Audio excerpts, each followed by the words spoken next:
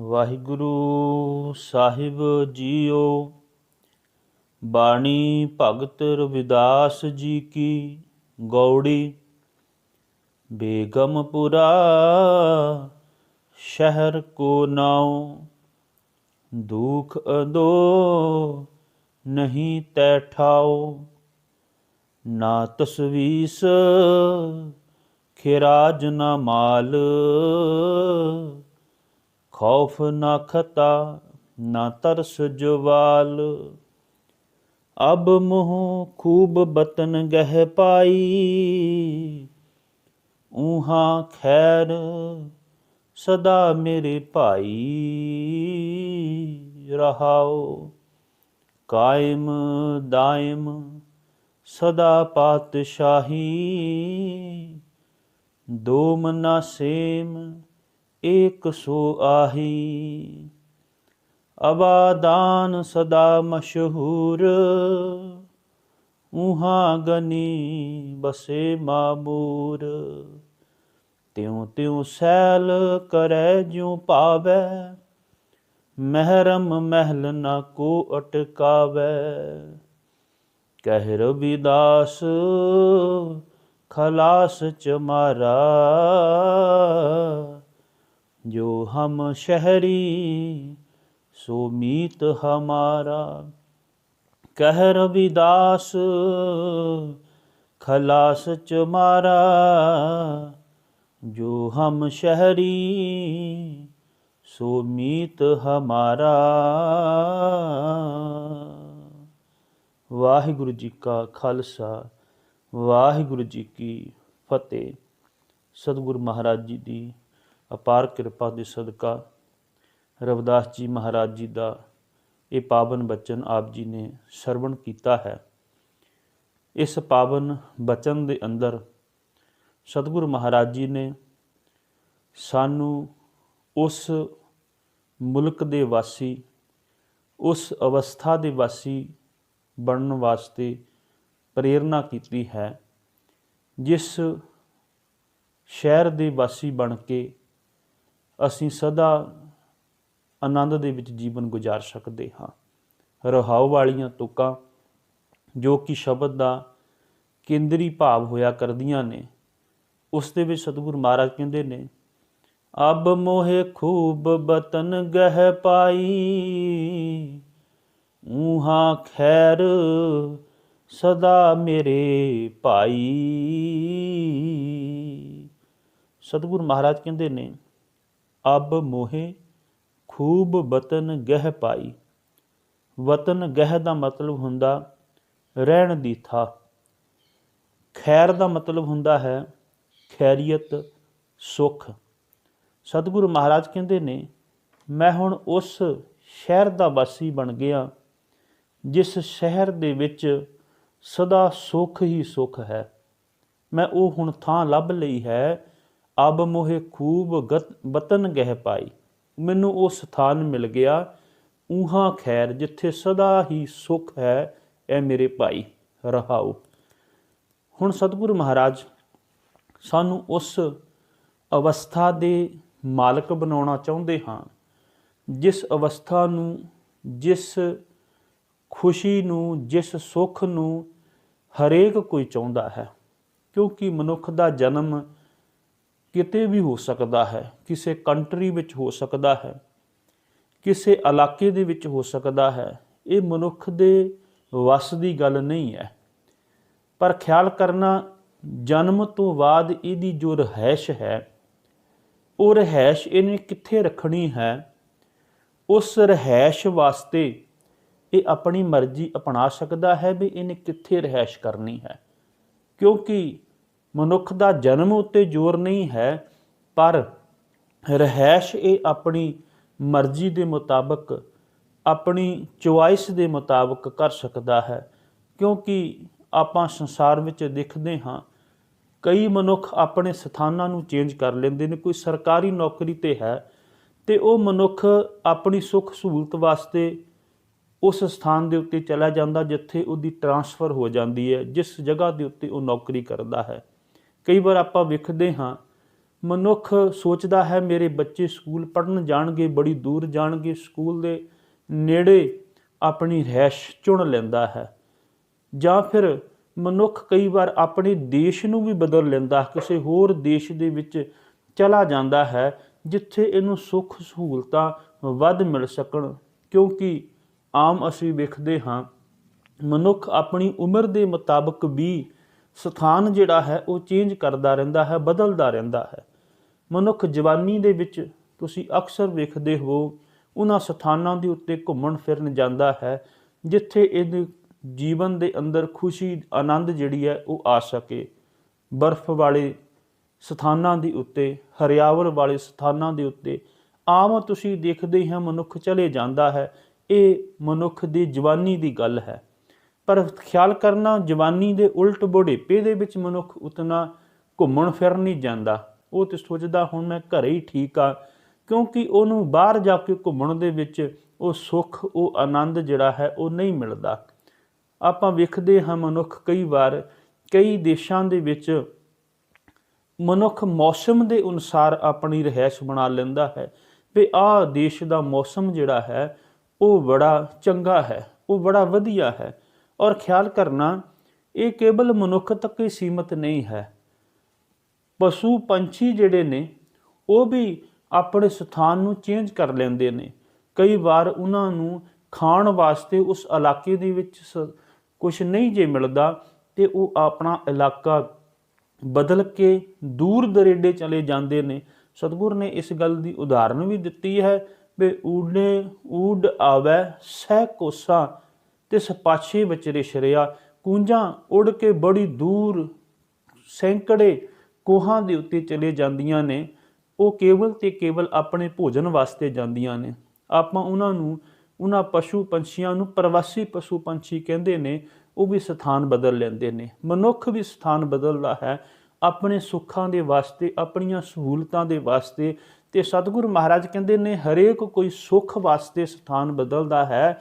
ਇਹ ਮਨੁੱਖ ਤੇਰੇ ਵੱਸ ਦੇ ਵਿੱਚ ਭਾਵੇਂ ਜਨਮ ਦਾ ਇਹ ਨਹੀਂ ਹੈ ਵੀ ਤੂੰ ਕਿਸ ਸਥਾਨ ਦੇ ਉੱਤੇ, ਕਿਸ ਜਗ੍ਹਾ ਦੇ ਉੱਤੇ ਜਨਮ ਲਵੇ, ਪਰ ਮੈਂ ਤੈਨੂੰ ਇੱਕ ਗੱਲ ਕਹਿਣੀ ਚਾਹੁੰਦਾ ਹਾਂ, ਤੈਨੂੰ ਮੈਂ ਉਸ ਵਤਨ ਦਾ ਵਾਸੀ ਬਣਾ ਦੇਵਾਂ ਜਿੱਥੇ ਸਦਾ ਹੀ ਖੈਰ ਹੈ, ਭਾਵ ਸਦਾ ਹੀ ਸੁੱਖ ਹੈ।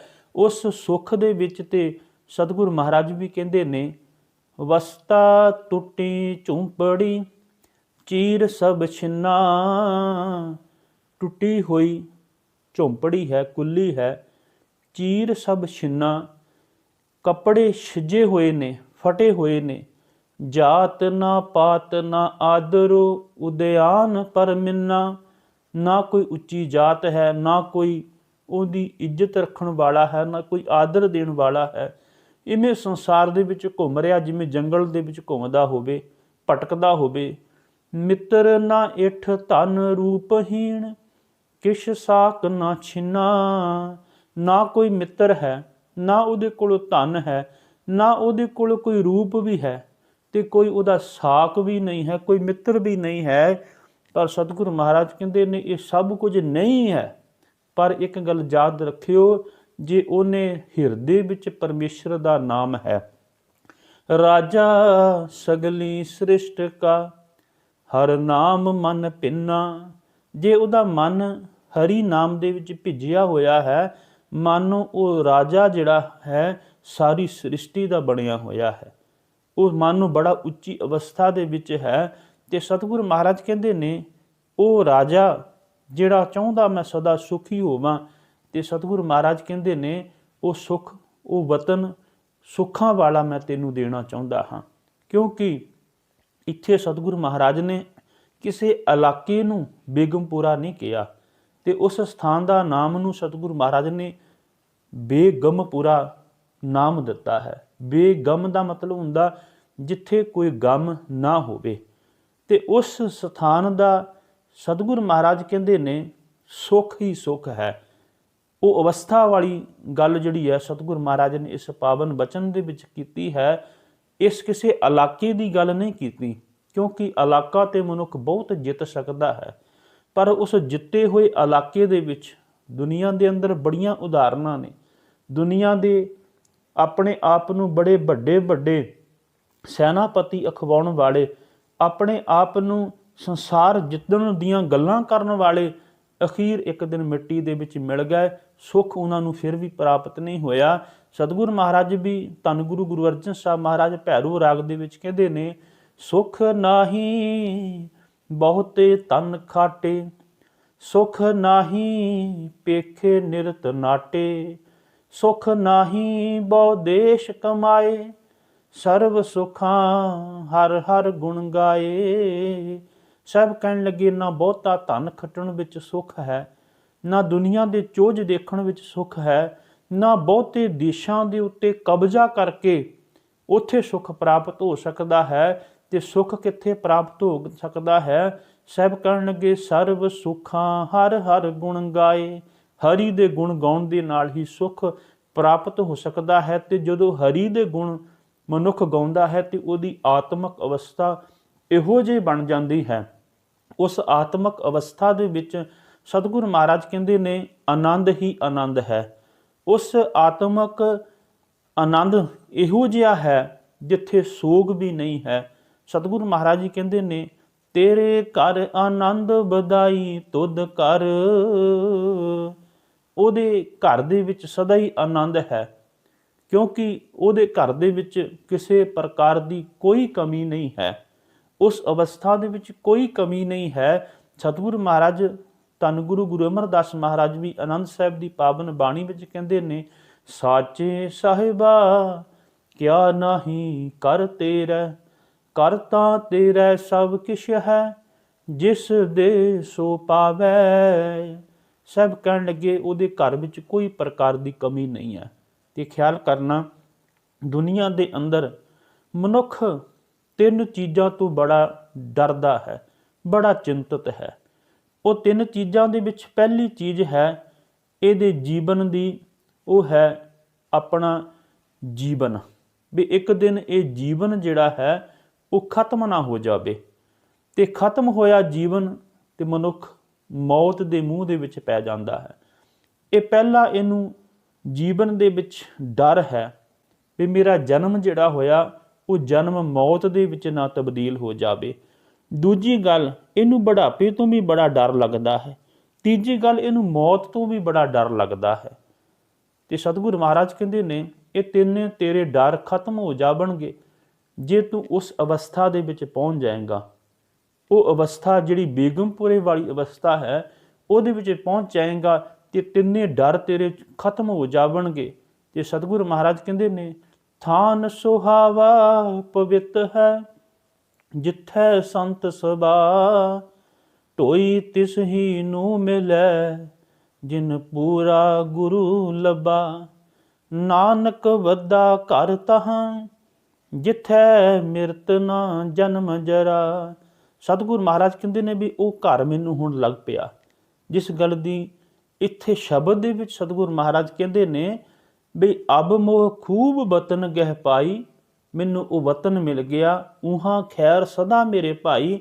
ਤੇ ਸਤਿਗੁਰੂ ਮਹਾਰਾਜ ਵੀ ਇੱਥੇ ਕਹਿੰਦੇ ਨੇ, ਨਾਨਕ ਵੱਡਾ ਘਰ ਤਹਾਂ, ਮੈਨੂੰ ਉਹ ਘਰ ਲੱਭ ਗਿਆ ਜਿੱਥੇ ਨਾ ਮੌਤ ਦਾ ਡਰ ਹੈ, ਨਾ ਜਵਾਨੀ ਖੁਸਣ ਦਾ ਡਰ ਹੈ। ਕਿਉਂਕਿ ਜਵਾਨੀ ਤੋਂ ਬੁਢੇਪਾ ਤੇ ਬੁਢੇਪੇ ਤੋਂ ਅਖੀਰ ਮੌਤ ਵੱਲ ਜਾਂਦਾ ਮਨੁੱਖ। ਤੇ ਸਤਿਗੁਰੂ ਮਹਾਰਾਜ ਕਹਿੰਦੇ ਨੇ, ਨਾ ਉੱਥੇ ਮੌਤ ਦਾ ਡਰ ਹੈ, ਨਾ ਜਵਾਨੀ ਖੁਸਣ ਦਾ ਡਰ ਹੈ, ਤੇ ਨਾ ਉੱਥੇ ਬੁਢੇਪੇ ਦਾ ਡਰ ਹੈ। ਕੋਈ ਡਰ ਨਹੀਂ ਹੈ ਉੱਥੇ, ਤੇ ਆਨੰਦ ਹੀ ਆਨੰਦ ਹੈ। ਉਹ ਤੇ ਅਵਸਥਾ ਇਹੋ ਬਣ ਜਾਂਦੀ ਹੈ। ਸਤਿਗੁਰੂ ਅਰਜਨ ਸਾਹਿਬ ਮਹਾਰਾਜ ਕਹਿੰਦੇ ਨੇ, ਦੁੱਖ ਨਾਹੀ ਸਭ ਸੁਖ ਹੀ ਹੈ ਰੇ, ਏਕੈ ਏਕੀ ਨੇਤੈ, ਬੁਰਾ ਨਹੀਂ ਸਭ ਭਲਾ ਹੀ ਹੈ ਰੇ, ਹਾਰ ਨਹੀਂ ਸਭ ਜਿਤੈ, ਸੋਗ ਨਾਹੀ ਸਦਾ ਹਰਖੀ ਹੈ ਰੇ, ਛੋੜ ਨਾਹੀ ਕਿਛ ਲੇਤੈ। ਕਹੋ ਨਾਨਕ ਜਨ ਹਰ ਹਰ ਹਰ ਹੈ, ਕਤ ਆਵੈ ਕਤ ਰਮਤੇ। ਸਭ ਕਹਿਣ ਲੱਗੇ, ਉਸ ਅਵਸਥਾ ਦਾ ਇਹੋ ਜਿਹਾ ਹੈ, ਬੇਗਮਪੁਰਾ ਉਹੋ ਜਿਹੀ ਅਵਸਥਾ ਹੈ, ਨਾ ਉੱਥੇ ਮਨੁੱਖ ਦੀ ਮੌਤ ਹੈ ਤੇ ਨਾ ਜਨਮ ਹੈ, ਨਾ ਮਨੁੱਖ ਆਉਂਦਾ ਹੈ ਨਾ ਜਾਂਦਾ ਹੈ। ਉਹ ਇੱਕ ਅਵਸਥਾ ਦੇ ਵਿੱਚ ਜਿਹੜਾ ਹੈ ਉਹ ਪਹੁੰਚ ਜਾਂਦਾ ਹੈ। ਤੇ ਫਿਰ ਸਵਾਲ ਅਗਲਾ ਪੈਦਾ ਹੁੰਦਾ ਹੈ ਬਈ ਉਸ ਅਵਸਥਾ ਜਿਹੜੀ ਸਤਿਗੁਰੂ ਮਹਾਰਾਜ ਨੇ ਇਸ ਪਾਵਨ ਬਚਨ ਦੇ ਵਿੱਚ ਕੀਤੀ ਹੈ, ਬੇਗਮਪੁਰੇ ਦੀ ਅਵਸਥਾ ਜਿਹੜੀ ਹੈ, ਉਹ ਖੂਬ ਬਤਨ ਕਿਵੇਂ ਪ੍ਰਾਪਤ ਹੋ ਜਾਵੇ। ਕਿ ਜਦੋਂ ਅਸੀਂ ਇਤਿਹਾਸ ਵੱਲ ਥੋੜ੍ਹੀ ਜਿਹੀ ਝਾਤ ਮਾਰਦੇ ਹਾਂ ਤੇ ਸਾਨੂੰ ਉਸ ਇਤਿਹਾਸ ਦੇ ਵਿੱਚ ਬੜਾ ਕੁਝ ਮਿਲ ਜਾਂਦਾ ਹੈ। ਆਪਾਂ ਵੇਖਦੇ ਹਾਂ ਇਤਿਹਾਸ ਦੇ ਅੰਦਰ ਧੰਨ ਗੁਰੂ ਨਾਨਕ ਸਾਹਿਬ ਮਹਾਰਾਜ ਦੀ ਸ਼ਰਨ ਦੇ ਵਿੱਚ ਭਾਈ ਲਹਿਣਾ ਜੀ ਆਏ ਨੇ।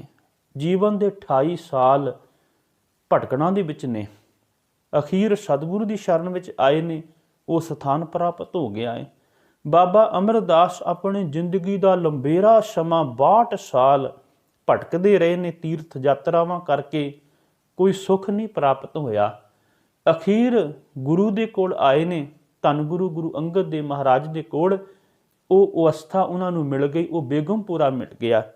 ਤੇ ਫਿਰ ਜਦੋਂ ਉਹਨਾਂ ਦੇ ਕੋਲੋਂ ਪੁੱਛੀਏ ਵੀ ਜਿਹੜਾ ਤੁਹਾਨੂੰ ਇਹ ਅਵਸਥਾ ਪ੍ਰਾਪਤ ਹੋਈ ਹੈ ਉਹ ਕਿੱਥੋਂ ਪ੍ਰਾਪਤ ਹੋਈ ਹੈ, ਤੇ ਧੰਨ ਗੁਰੂ ਅਮਰਦਾਸ ਮਹਾਰਾਜ ਨੇ ਇਹ ਨਹੀਂ ਦੱਸਿਆ ਵੀ ਮੈਂ ਤੀਰਥਾਂ ਦੇ ਉੱਤੇ ਇਸ਼ਨਾਨ ਕਰਨ ਜਾਂਦਾ ਸੀ ਤੇ ਮੈਨੂੰ ਉੱਥੋਂ ਮਿਲੀ ਹੈ। ਨਹੀਂ, ਸਤਿਗੁਰੂ ਮਹਾਰਾਜ ਨੇ ਟਣਕਾ ਕੇ ਗੱਲ ਕਹਿ ਦਿੱਤੀ, ਆਨੰਦ ਭਇਆ ਸੁਖ ਪਾਇਆ ਮੇਰੇ ਗੁਰੂ ਗੋਬਿੰਦਾ।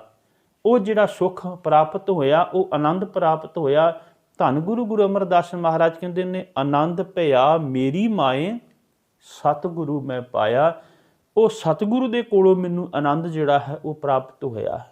ਖਿਆਲ ਕਰਨਾ, ਧੰਨ ਗੁਰੂ ਰਾਮਦਾਸ ਮਹਾਰਾਜ ਵੀ ਜਿਨ੍ਹਾਂ ਦਾ ਬਚਪਨ ਅਨਾਥ ਦੇ ਰੂਪ ਦੇ ਵਿੱਚ ਗੁਜ਼ਰਿਆ ਸੀ, 7 ਸਾਲ ਦੀ ਉਮਰ ਤੱਕ ਪਹੁੰਚਦਿਆਂ ਮਾਤਾ ਪਿਤਾ ਚੜ੍ਹਾਈ ਕਰ ਗਏ ਸਨ। ਤੇ ਅਖੀਰ ਜਦੋਂ ਗੁਰੂ ਦੀ ਸ਼ਰਨ ਦੇ ਵਿੱਚ ਉਹ ਵੀ ਆਏ ਨੇ ਤੇ ਉਹਨਾਂ ਨੂੰ ਵੀ ਉਹ ਸਥਾਨ ਮਿਲ ਗਿਆ।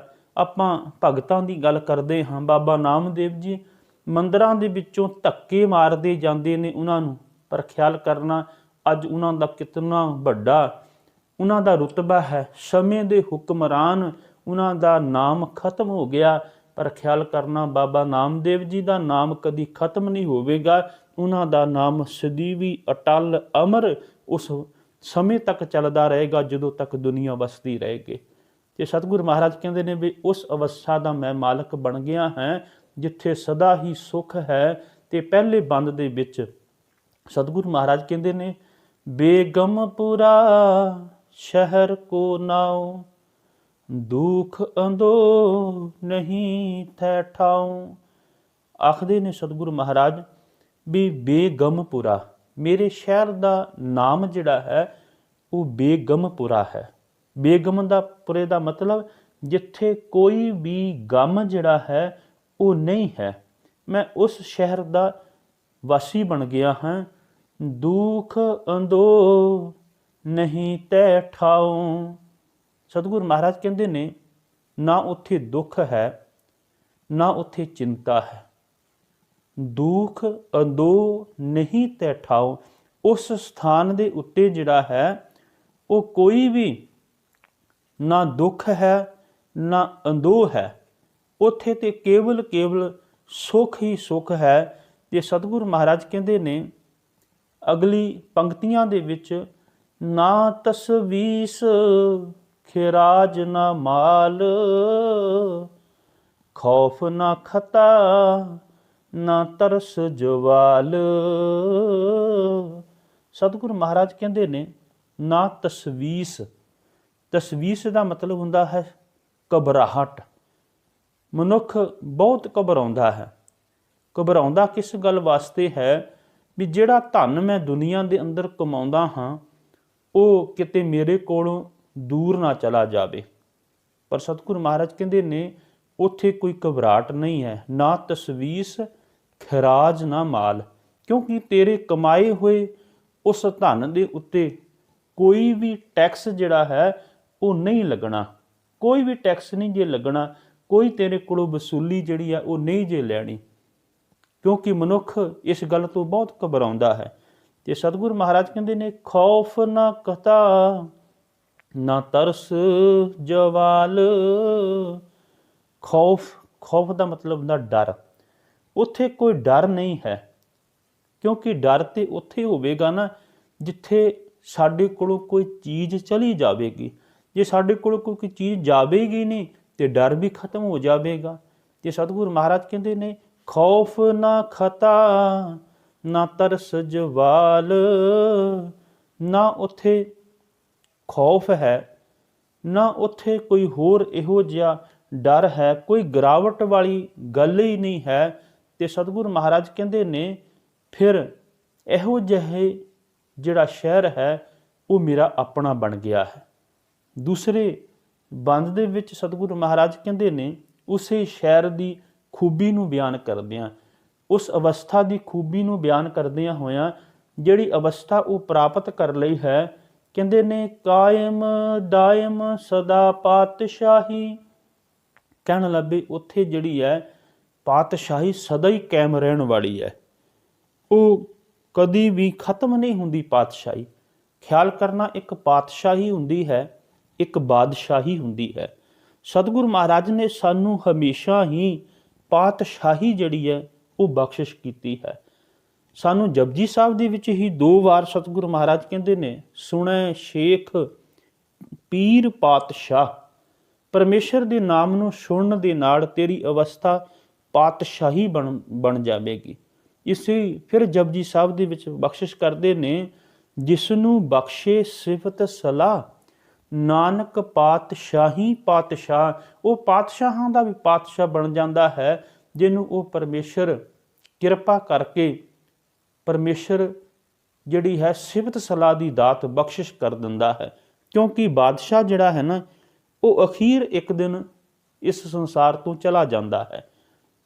ਪਹਿਲੀ ਗੱਲ ਤੇ ਦੁਨੀਆ ਦੇ ਵਿੱਚ ਵਿਚਰਦਿਆਂ ਹੋਇਆਂ ਜਦੋਂ ਆਮ ਅਸੀਂ ਵੇਖਦੇ ਹਾਂ ਕਿਸੇ ਨੂੰ ਕੋਈ ਪਦਵੀ ਮਿਲੀ ਹੋਈ ਹੈ, ਕਿਸੇ ਮਨੁੱਖ ਨੂੰ ਕੋਈ ਹੈਸੀਅਤ ਮਿਲੀ ਹੋਈ ਹੈ, ਆਮ ਅਸੀਂ ਵੇਖਦੇ ਹਾਂ ਵੋਟਾਂ ਵਿੱਚ ਮਨੁੱਖ ਜਿੱਤ ਕੇ ਉੱਚੇ ਅਹੁਦਿਆਂ ਤੱਕ ਪਹੁੰਚ ਜਾਂਦਾ, ਕੋਈ CM ਕੋਈ PM ਬਣ ਜਾਂਦਾ। ਖਿਆਲ ਕਰਨਾ, ਕੁਝ ਕੁ ਹੀ ਸਮੇਂ ਦੀ ਖੇਡ ਹੋਇਆ ਕਰਦੀ ਹੈ, ਪਰਤ ਕੇ ਫਿਰ ਵੋਟਾਂ ਪੈਂਦੀਆਂ ਨੇ। ਜਿਹੜੇ ਲੋਕਾਂ ਦੇ ਪਿੱਛੇ ਲੋਕ ਘੁੰਮਦੇ ਨੇ, ਉਹਨਾਂ ਮਨੁੱਖਾਂ ਨੂੰ ਕੋਈ ਪੁੱਛਣ ਵਾਲਾ ਨਹੀਂ ਹੁੰਦਾ, ਉਹਨਾਂ ਨੂੰ ਲੋਕ ਤਰਖਾਰਦੇ ਨੇ। ਉੱਚੀਆਂ ਅਹੁਦਿਆਂ ਤੱਕ ਪੁੱਜੇ ਹੋਏ ਮਨੁੱਖਾਂ ਨੂੰ ਵੀ ਲੋਕ ਮੰਦੇ ਬਚਨ ਬੋਲਦੇ ਨੇ, ਕਿਉਂਕਿ ਉਹਨਾਂ ਦੇ ਕੰਮ ਸਹੀ ਨਹੀਂ ਹੁੰਦੇ।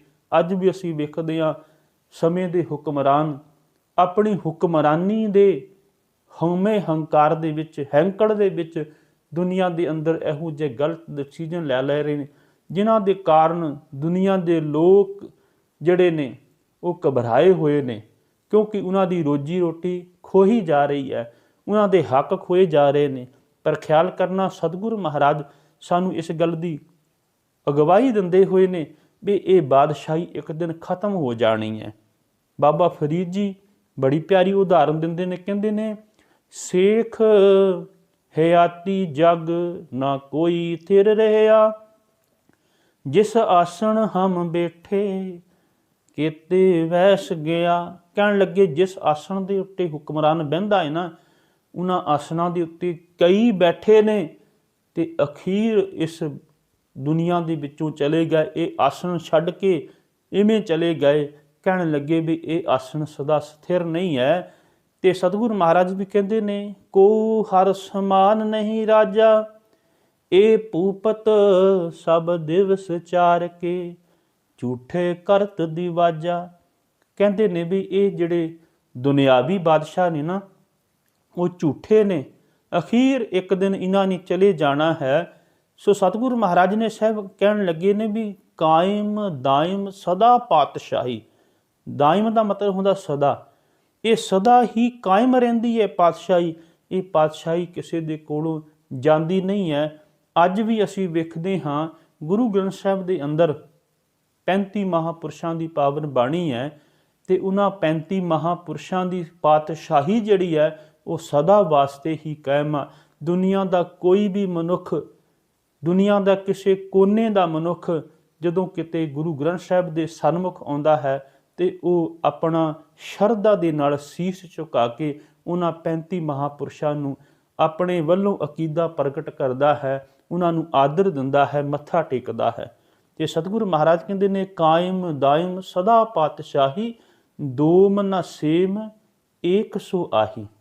ਕਹਿਣ ਲੱਗ ਵੀ ਇੱਥੇ ਕੋਈ ਦੂਜੇ ਜਾਂ ਤੀਜੇ ਦਰਜੇ ਦਾ ਕੋਈ ਮਨੁੱਖ ਨਹੀਂ ਹੈ, ਕਿਉਂਕਿ ਸੰਸਾਰ ਦੇ ਵਿੱਚ ਆਪਾਂ ਵੇਖਦੇ ਹਾਂ ਸਭ ਲੋਕਾਂ ਦਾ ਇਸ ਗੱਲ ਦੇ ਨਾਲ ਜਿਹੜਾ ਹੈ ਵਾਹ ਪੈਂਦਾ ਹੈ। ਮਨੁੱਖ ਜਦੋਂ ਘਰ ਬਣਾਉਂਦਾ ਹੈ ਤੇ ਜਦੋਂ ਘਰ ਬਣਾਉਂਦਾ ਨੀਹਾਂ ਦੇ ਵਿੱਚ ਉਹ ਇੱਟਾਂ ਜਿਹੜੀਆਂ ਨੇ ਉਹ ਤਿੜਕ ਵਾਲੀਆਂ, ਜਿਨ੍ਹਾਂ ਦੀ ਸ਼ੇਪ ਜਿਹੜੀ ਹੈ ਉਹ ਟੇਢੀ ਮੇਢੀ ਹੁੰਦੀ ਹੈ, ਉਹ ਪਾ ਕੇ ਤੇ ਉੱਪਰ ਵਧੀਆ ਇੱਟਾਂ, ਅੱਬਲ ਇੱਟਾਂ ਜਿਹੜੀਆਂ ਨੇ ਉਹ ਲਾਉਂਦਾ ਹੈ। ਕਿਉਂਕਿ ਜਦੋਂ ਇੱਟਾਂ ਬਣਾਈਆਂ ਜਾਂਦੀਆਂ ਨੇ, ਇੱਕ ਉਹਦੇ ਵਿੱਚੋਂ ਅੱਬਲ ਪਹਿਲੇ ਦਰਜੇ ਦੀ ਇੱਟ ਨਿਕਲਦੀ ਹੈ, ਦੂਜੀ ਉਹ ਹੁੰਦੀ ਹੈ ਜਿਹੜੀ ਪੂਰੀ ਤਰ੍ਹਾਂ ਪੱਕਦੀ ਨਹੀਂ, ਉਹਨੂੰ ਆਪਾਂ ਦੋਮ ਕਹਿ ਦਿੰਦੇ ਹਾਂ, ਤੇ ਅੱਗੇ ਤੀਜੇ ਦਰਜੇ ਦੀ ਸੇਮ ਹੁੰਦੀ ਹੈ ਜਿਹਦੀ ਸ਼ੇਪ ਵਿਗੜ ਜਾਵੇ।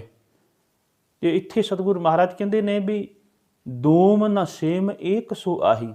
ਉੱਥੇ ਕੋਈ ਦੋਮ ਸੇਮ ਨਹੀਂ ਹੈ, ਕੇਵਲ ਉੱਥੇ ਇੱਕੋ ਹੀ ਇੱਕ ਹੈ। ਤੇ ਅੱਗੇ ਸਤਿਗੁਰੂ ਮਹਾਰਾਜ ਕਹਿੰਦੇ ਨੇ ਆਬਾਦਾਨ ਸਦਾ ਮਸ਼ਹੂਰ, ਉਹਾਂ ਗਨੀ ਵਸੇ ਮਾਮੂਰ। ਆਬਾਦਾਨ ਸੰਘਣੀ ਆਬਾਦੀ ਵਾਲਾ। ਸਾਹਿਬ ਕਹਿਣ ਲੱਗੇ ਮੇਰਾ ਉਹ ਸ਼ਹਿਰ ਹੈ, ਉਹਦੇ ਵਿੱਚ ਕਦੀ ਉਹ ਸ਼ਹਿਰ ਗਰਕਣ ਵਾਲਾ ਨਹੀਂ ਹੈ, ਸਦਾ ਉਹ ਮਸ਼ਹੂਰ ਰਹਿਣ ਵਾਲਾ ਹੈ। ਨਹੀਂ ਤੇ ਦੁਨੀਆ ਦੇ ਅੰਦਰ ਆਮ ਸ਼ਹਿਰ ਜਿਹੜੇ ਨੇ ਇੱਕ ਨਾ ਇੱਕ ਦਿਨ ਉਹਦੀ ਮਸ਼ਹੂਰੀ ਘਟ ਜਾਂਦੀ ਹੈ ਜਾਂ ਖਤਮ ਹੋ ਜਾਂਦੀ ਹੈ। ਜਿਨ੍ਹਾਂ ਦੀ ਨਹੀਂ ਮਸ਼ਹੂਰੀ ਹੁੰਦੀ ਉਹ ਸ਼ਹਿਰ ਮਸ਼ਹੂਰ ਹੋ ਜਾਂਦੇ ਨੇ, ਪਰ ਖਿਆਲ ਕਰਨਾ ਸਾਹਿਬ ਕਹਿਣ ਲੱਗੇ ਉਹ ਸਦਾ ਹੀ ਆਬਾਦ ਰਹਿਣ ਵਾਲਾ ਤੇ ਸਦਾ ਹੀ ਮਸ਼ਹੂਰ ਹੈ। ਊਹਾਂ ਗਨੀ ਵਸੇ ਮਾਮੂਰ, ਉੱਥੇ ਹਮੇਸ਼ਾ ਹੀ ਧਨੀ, ਗਨੀ ਦਾ ਮਤਲਬ ਧਨੀ, ਵਸੇ ਮਾਮੂਰ, ਮਮੂਰ ਦਾ ਮਤਲਬ ਹੁੰਦਾ ਰੱਜੇ ਹੋਏ, ਸਦਾ ਹੀ ਰੱਜੇ ਹੋਏ ਲੋਕ ਨੇ। ਉੱਥੇ ਕਿਸੇ ਕੋਲ ਕੋਈ ਲੁੱਟ ਖੋਹ ਨਹੀਂ ਕਰਦਾ, ਕੋਈ ਭੁੱਖਾ ਨਹੀਂ ਹੈ ਵੀ ਜਿਹੜਾ ਕਿਸੇ ਦੇ ਕੋਲੋਂ ਖੋਹ ਕੇ ਜਿਹੜਾ ਹੈ ਉਹ ਖਾਣ ਵਾਲਾ ਹੋਵੇ। ਤੇ ਅਖੀਰਲੇ ਬੰਦ ਵਿੱਚ ਸਤਿਗੁਰੂ ਮਹਾਰਾਜ ਕਹਿੰਦੇ ਨੇ, ਸਾਹਿਬ ਆਖਦੇ ਨੇ ਤਿਉ ਤਿਉ ਸੈਲ ਕਰੇ ਜਿਉ ਪਾਵੈ, ਮਹਿਰਮ ਮਹਿਲ ਨਾ ਕੋ ਅਟਕਾਵੈ। ਕਹਿਣ ਲੱਗੇ ਤਿਉ ਤਿਉ ਸੈਲ ਕਰੇ ਜਿਉ ਪਾਵੈ। ਇਸ ਅਵਸਥਾ ਦੇ ਵਿੱਚ ਜਿਵੇਂ ਕੋਈ ਮਨੁੱਖ ਚਾਹਵੇ ਉਵੇਂ ਉਹ ਰਹਿ ਸਕਦਾ ਹੈ, ਘੁੰਮ ਫਿਰ ਸਕਦਾ ਹੈ। ਨਹੀਂ ਤੇ ਆਮ ਤੌਰ 'ਤੇ ਅਸੀਂ ਵੇਖਦੇ ਹਾਂ ਦੁਨੀਆ ਦੇ ਅੰਦਰ ਜਿਹੜੇ ਮਨੁੱਖ ਅਮੀਰ ਹੋ ਜਾਂਦੇ ਨੇ ਨਾ, ਉਹਨਾਂ ਨੂੰ ਆਮ ਪਬਲਿਕ ਦੇ ਵਿੱਚ ਘੁੰਮਣਾ ਬੜਾ ਔਖਾ ਹੁੰਦਾ ਹੈ। ਉਹਨਾਂ ਨੂੰ ਕਈ ਬਾਡੀਗਾਰਡ ਆਪਣੇ ਰੱਖਣੇ ਪੈਂਦੇ ਨੇ, ਉਹ ਆਪਣੀ ਆਜ਼ਾਦੀ ਦੇ ਨਾਲ ਘੁੰਮ ਨਹੀਂ ਜੇ ਸਕਦੇ, ਪਰਮਿਸ਼ਨ ਲੈਣੀ ਪੈਂਦੀ ਹੈ। ਪਰ ਬਾਬਾ ਰਵਿਦਾਸ ਜੀ ਕਹਿੰਦੇ ਨੇ ਇਸ ਅਵਸਥਾ ਦੇ ਵਿੱਚ ਮਨੁੱਖ ਆਪਣੀ ਮਰਜ਼ੀ ਦੇ ਨਾਲ ਘੁੰਮ ਸਕਦਾ ਹੈ। ਮਹਿਰਮ ਮਹਿਲ ਨਾ ਕੋ ਅਟਕਾਵੇ। ਉਹਨਾਂ ਦੇ ਉਸ ਮਹਿਲ ਦੇ, ਮਹਿਰਮ ਦਾ ਮਤਲਬ ਹੁੰਦਾ ਜਾਣਕਾਰ, ਵਾਕਫ, ਉਹ ਵਾਕਫ ਹੋ ਜਾਂਦੇ ਤੇ ਉਹਨਾਂ ਨੂੰ ਕੋਈ ਅਟਕ ਭਾਵ ਰੋਕ ਜਿਹੜੀ ਹੈ ਉਹਨਾਂ ਨੂੰ ਕੋਈ ਨਹੀਂ ਜੇ ਪੈਂਦੀ। ਉਹਨਾਂ ਨੂੰ ਕੋਈ ਵੀ ਜਿਹੜਾ ਹੈ ਉਹ ਰੋਕਦਾ ਨਹੀਂ ਹੈ, ਉਹ ਆਪਣੀ ਮਰਜ਼ੀ ਦੇ ਨਾਲ ਘੁੰਮ ਸਕਦੇ ਹੈ। ਤੇ ਅਖੀਰ ਵਿੱਚ ਕਹਿੰਦੇ ਨੇ ਕਹਿ ਰਵਿਦਾਸ ਖਲਾਸ ਚਮਾਰਾ, ਜੋ ਹਮ ਸ਼ਹਿਰੀ ਸੋ ਮੀਤ ਹਮਾਰਾ। ਖਲਾਸ ਦਾ ਮਤਲਬ ਹੁੰਦਾ ਖਾਲਸ, ਜਿਹੜਾ ਉਹਨਾਂ ਅਵਸਥਾ ਦੇ ਵਿੱਚੋਂ ਨਿਕਲ ਚੁੱਕਾ ਹੁੰਦਾ ਜਿੱਥੇ ਦੁੱਖ ਸੁੱਖ ਉਹਨੂੰ ਪਾਉਂਦੇ ਨੇ। ਉਸ ਅਵਸਥਾ ਦੇ ਵਿੱਚੋਂ, ਉਸ ਵਿੱਚੋਂ ਨਿਕਲ ਕੇ ਜਿਹੜਾ ਹੈ ਉਸ ਅਵਸਥਾ ਦਾ ਮਾਲਕ ਹੋ ਜਾਂਦਾ ਹੈ ਜਿੱਥੇ ਨਾ ਦੁੱਖ ਤੇ ਨਾ ਉਹਨੂੰ ਭੁੱਖ, ਨਾ ਉਹਨੂੰ ਸੁੱਖ ਤੇ ਨਾ ਕੁਝ ਹੋਰ ਅੰਦੋ ਕੁਝ ਵੀ ਉਹਨੂੰ ਪਾਉਂਦਾ ਨਹੀਂ ਹੈ। ਉਹਨੂੰ ਖਲਾਸ ਕਹਿੰਦੇ ਨੇ। ਜੋ ਉੱਪਰਲੇ ਪਾਵਨ ਬਚਨ ਦੀਆਂ ਪੰਕਤੀਆਂ ਨੇ, ਨਾ ਉੱਥੇ ਦੁੱਖ ਹੈ, ਨਾ ਉੱਥੇ ਖੌਫ ਹੈ, ਨਾ ਉੱਥੇ ਕੋਈ ਹੋਰ ਇਹੋ ਜਿਹੀ ਗੱਲ ਹੈ। ਕਹਿਣ ਲੱਗੇ ਉਹ ਖਲਾਸ ਹੋ ਜਾਂਦਾ ਹੈ। ਤੇ ਰਵਿਦਾਸ ਜੀ ਮਹਾਰਾਜ ਕਹਿੰਦੇ ਨੇ ਕਹਿ ਰਵਿਦਾਸ ਖਲਾਸ ਚਮਾਰਾ, ਜੋ ਹਮ ਸ਼ਹਿਰੀ ਸੋ ਮੀਤ ਹਮਾਰਾ। ਕਹਿਣ ਲੱਗੇ ਵੀ ਜਿਹੜਾ ਇਵੇਂ ਅਵਸਥਾ ਦਾ ਮਾਲਕ ਬਣ ਜਾਂਦਾ ਹੈ ਉਹ ਮੇਰਾ ਸ਼ਹਿਰੀ ਹੈ ਤੇ ਉਹ ਸ਼ਹਿਰੀ ਮੇਰਾ ਮਿੱਤਰ ਵੀ ਹੈ, ਕਿਉਂਕਿ ਗੁਣ ਰਲ ਗਏ। ਹਮੇਸ਼ਾ ਆਪਾਂ ਵੇਖਦੇ ਹਾਂ ਉਸ ਅਵਸਥਾ ਦੇ ਵਿੱਚ ਮਿੱਤਰਤਾ ਕਾਇਮ ਰਹਿੰਦੀ ਹੈ ਜਿਸ ਅਵਸਥਾ ਦੇ ਵਿੱਚ ਗੁਣਾਂ ਦਾ ਮੇਲ ਹੋ ਜਾਂਦਾ ਹੈ। ਜਿੱਥੇ ਗੁਣ ਨਾ ਰਲਣ ਉੱਥੇ ਮਿੱਤਰਤਾ ਟੁੱਟ ਜਾਂਦੀ ਹੈ। ਤੇ ਸਤਿਗੁਰੂ ਮਹਾਰਾਜ ਕਹਿੰਦੇ ਨੇ ਹੁਣ ਗੁਣ ਰਲ ਗਏ। ਜਦੋਂ ਗੁਣ ਰਲ ਗਏ ਤੇ ਉਹ ਮੇਰੇ ਸ਼ਹਿਰ ਦਾ ਵਾਸੀ ਵੀ ਬਣ ਗਿਆ ਤੇ ਉਹ ਮੇਰਾ ਮਿੱਤਰ ਵੀ ਬਣ ਗਿਆ। ਇਸ ਪਾਵਨ ਸ਼ਬਦ ਦੇ ਅੰਦਰ, ਸਮੁੱਚੇ ਪਾਵਨ ਸ਼ਬਦ ਦੇ ਅੰਦਰ ਸਤਿਗੁਰੂ ਰਵਿਦਾਸ ਮਹਾਰਾਜ ਜੀ ਨੇ ਸਾਨੂੰ ਉਸ ਅਵਸਥਾ ਤੱਕ ਲੈ ਕੇ ਗਏ ਨੇ ਜਿਸ ਅਵਸਥਾ ਦੇ ਵਿੱਚ ਨਾ ਕੋਈ ਦੁੱਖ ਹੈ, ਨਾ ਉੱਥੇ ਭੁੱਖ ਸਤਾਉਂਦੀ ਹੈ, ਨਾ ਉੱਥੇ ਕੋਈ ਖੌਫ ਹੈ, ਨਾ ਉੱਥੇ ਕੋਈ ਖਤਾ ਹੈ, ਨਾ ਉੱਥੇ ਪਹਿਲੇ ਦੂਜੇ ਜਾਂ ਤੀਜੇ ਦਰਜੇ ਦਾ ਮਨੁੱਖ ਕਹਿਲਾਇਆ ਜਾਂਦਾ ਹੈ।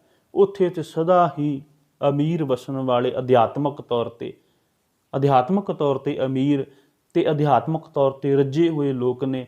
ਆਪਣੀ ਮਰਜ਼ੀ ਦੇ ਨਾਲ ਉਹ ਪਰਮੇਸ਼ਰ ਦੀ ਯਾਦ ਵਿੱਚ ਜ਼ਿੰਦਗੀ ਜੂ ਸਕਦੇ ਨੇ। ਕਹਿਣ ਲੱਗੇ ਇਹੋ ਜਿਹੀ ਅਵਸਥਾ ਦਾ ਮੈਂ ਮਾਲਕ ਬਣ ਗਿਆ ਹਾਂ। ਰਵਿਦਾਸ ਜੀ ਮਹਾਰਾਜ ਕਹਿੰਦੇ ਨੇ ਮੈਨੂੰ ਉਹੋ ਜਿਹਾ ਵਤਨ ਮਿਲ ਗਿਆ ਹੈ, ਉਹ ਅਵਸਥਾ ਮਿਲ ਗਈ ਹੈ ਜਿੱਥੇ ਸਦਾ ਹੀ ਸੁੱਖ ਹੈ, ਜਿੱਥੇ ਸਦਾ ਹੀ ਆਨੰਦ ਹੈ। ਤੇ ਖਿਆਲ ਕਰਨਾ, ਜਦੋਂ ਅਸੀਂ ਵੀ ਸਤਿਗੁਰ ਦੀ ਪਾਵਨ ਬਾਣੀ ਨੂੰ ਪੜ੍ਹ ਕੇ ਤੇ ਉਸ ਨੂੰ ਆਪਣੀ ਜ਼ਿੰਦਗੀ ਦੇ ਵਿੱਚ ਅਪਣਾਵਾਂਗੇ, ਉਸ ਅਵਸਥਾ ਦੇ ਮਾਲਕ ਅਸੀਂ ਵੀ ਬਣ ਜਾਵਾਂਗੇ। ਤੇ ਫਿਰ ਸੱਚਮੁੱਚ ਅਸੀਂ ਵੀ ਉਸ ਸ਼ਹਿਰ ਦੇ ਮਾਲਕ ਬਣ ਜਾਵਾਂਗੇ ਜਿਹਨੂੰ ਸਤਿਗੁਰੂ ਮਹਾਰਾਜ ਨੇ ਬੇਗਮਪੁਰਾ ਸ਼ਹਿਰ ਦਾ ਨਾਮ ਦਿੱਤਾ ਹੈ। ਖਿਆਲ ਕਰਨਾ, ਇਹ ਕਿਸੇ ਖਿੱਤੇ ਦਾ ਨਾਮ ਨਹੀਂ ਹੈ, ਇਹ ਕਿਸੇ ਇਲਾਕੇ ਦਾ ਨਾਮ ਨਹੀਂ ਹੈ, ਇਹ ਕਿਸੇ ਸ਼ਹਿਰ ਦਾ ਨਾਮ ਵੀ ਨਹੀਂ ਹੈ। ਖਿਆਲ ਕਰਨਾ, ਇੱਕ ਅਵਸਥਾ ਦਾ ਨਾਮ ਹੈ। ਉਸ ਅਵਸਥਾ ਤੱਕ ਪਹੁੰਚਣ ਲਈ ਆਓ ਸਤਿਗੁਰੂ ਮਹਾਰਾਜ ਦੀ ਪਾਵਨ ਬਾਣੀ ਦੇ ਨਾਲ ਜੁੜ ਕੇ ਤੇ ਉਸ ਵਿਚਾਰਧਾਰਾ ਦੇ ਨਾਲ ਜੁੜ ਕੇ ਆਪਾਂ ਉਸ ਸ਼ਹਿਰ ਦੇ ਵਾਸੀ ਬਣ ਕੇ ਤੇ ਸਤਿਗੁਰੂ ਮਹਾਰਾਜ ਦੇ ਮਿੱਤਰ ਬਣ ਕੇ ਆਪਣੀ ਜ਼ਿੰਦਗੀ ਨੂੰ ਜੀਈਏ। ਫਿਰ ਸਾਡਾ ਇਹ ਜੀਵਨ ਲੋਕ ਤੇ ਪਰਲੋਕ ਸੁਹੇਲਾ ਹੋ ਜਾਵੇਗਾ। ਵਿਚਾਰਾਂ ਦੀ ਸਾਂਝ ਕਰਦੇ ਹਾਂ।